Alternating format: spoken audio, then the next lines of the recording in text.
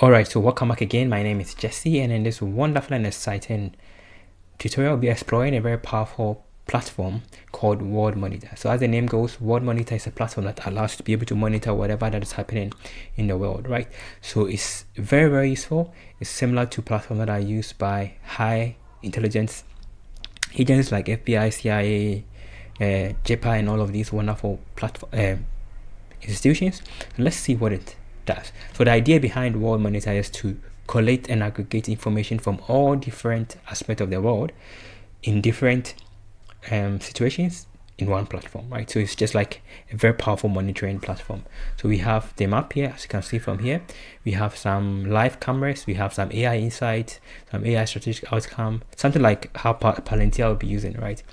We have AI forecast, we have live news from different platforms, from Bloomberg, from Sky News, from Euro News, right, from DW News. So you can actually get all the information that is happening in the world in one platform, which is very, very useful, right? That is a very nice platform. You can also expand it. So if I expand this one here, you can see whatever is happening. If I click on a particular location on the map, you can see what is happening here. So these are all the layers, right? So every layer has what it means, and together with every marker, right? So there's a cyber threat in Nigeria, there is a cyber threat in unknown, right? Because the data set doesn't have coordinates.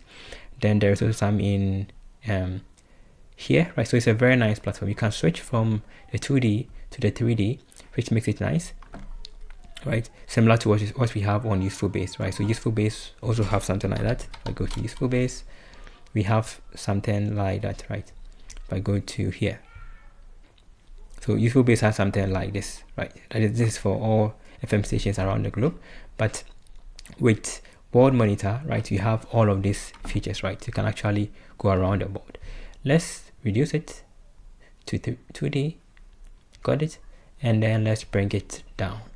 So if I bring it down, we can see you can also filter for different layers. Let me make it bigger. You can actually filter for different layers. As you can see, we have all the layers. So Iran attacks, I can take it out. You can Intel, hotspot, military bases. All of these things are very useful stuff, right? Pipelines, undersea, and the rest. Let me reduce it back again.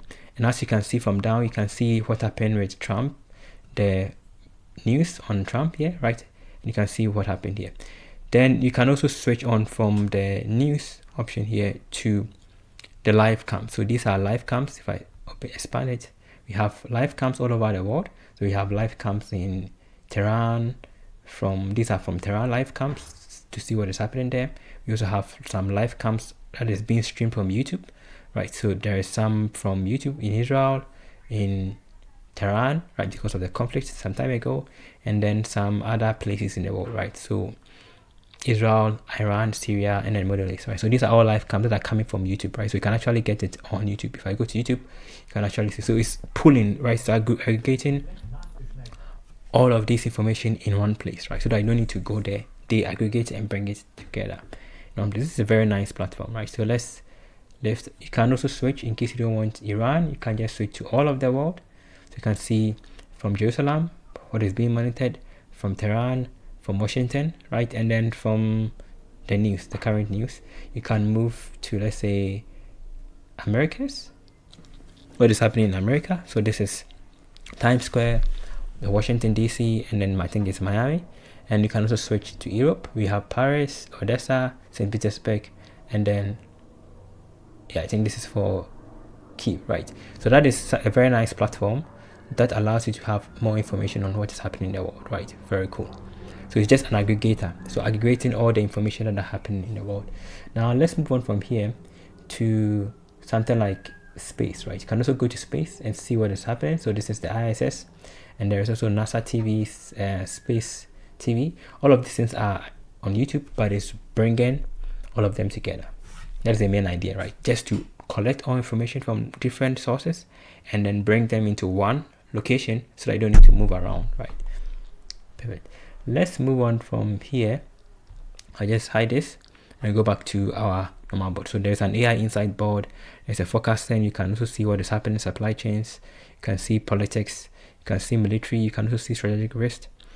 And there are so many. The nice thing is that you can hide these things, right? You can increase them. as you wish. Like change the it's very responsive, right? And then you can actually go through. So there are so many things. Otherwise, sometimes you may become overwhelmed. You can go about, search for fighters that are happening in the world, right? Cool. Let's turn it back to how it was, and let me bring this one back to normal. Perfect. So it's very, very useful platform, right? Then we also have not just for the world, but there's also WorldMonitor.tech, which gives you information about what's happening in the world concerning tech. There is also WorldMonitor mobile app, right? So there's the desktop app. If I go into World, yeah, as you can see from here, there is also the desktop app, right? So you can install it on Windows, Macintosh, Linux, right? Which is very useful. So in case you want to go to the internet, you can install the application and then use it, right? Which is very, very useful. You don't need API keys. There are some options that you can actually add your own API key, but you can go without adding API keys, right? That is very useful, right? You can go to the settings here. You can panel, specify what you want to filter. You have the sources. You have general. You can change the language to different language, right? As you wish, and then the rest. So let's switch to the duck team because duck team is better. Okay, that is some of the stuff that we have here, right? Now let's go back again. So as you can see, this is the tech, and then you can actually get information about what is happening, tech news, tech headquarters. You have cloud regions, AI data centers, right? If I click on this, you lose all of them, but there are more AI data centers in the world than what you are seeing here. And then there are lots of things. You can actually use these ones to follow information on what is happening in the world, right? Very useful. So we have tech, we have finance, we have commodity, we have energy, right? So if I switch to commodity, and let's go back to, yeah, you're going to see that we have commodity.world.app. I like the idea of how they are doing the subdomain, right? So every subdomain has its own, every major category has its own subdomain, right? Very cool. Perfect. So that is World Monitor. It's a very powerful platform that allows you to be able to monitor what is happening in the world all over, right? Very cool. You can also change the news, right? So this is just financial news, right? Commodity news. You can see where it is, as you can see from here. If I expand this to the 3D, you can see that we have what is happening. So there are some exchange here, stock exchange pricing going up. There is some cyber attacks also, right?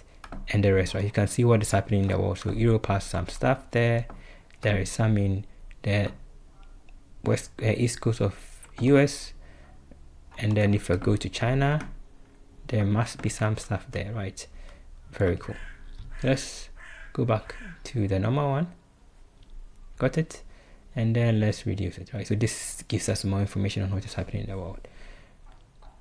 Okay. And you can pin them as you wish, right? You can also search for that.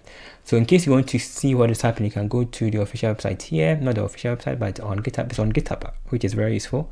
And there are a lot of contributors, as you can see. There are so many contributors, right? So many contributors, making it a free open source platform. And it is built with vanilla TypeScript, no framework, right? Which makes it very powerful and very useful. And it uses Tauri to convert to desktop app. It has some ML support, some API buffers. It's using Protobuf instead of just normal REST. Interesting, making it more faster. It has Reddish. Perfect. So that is a very nice platform called WorldMonitor. So in another tutorial, I'm trying to explore another alternative to WorldMonitor. So mind you, there is also a soft, apart from the desktop app which I showed you here, which is this one, there is also a mobile app, right? I think they also have a mobile app for the application, right? So if I go here, so there is WorldMonitor, the web app, there is Windows app, Mac OS, Macintosh, but I don't think there is a mobile app. I think there is, yeah, there is what's the name of it? A progressive web app, but I don't think there's a mobile app, right? So that's something I wanted to share with you. I hope you like it. Let me know your opinion about this video. See you another time. Stay blessed.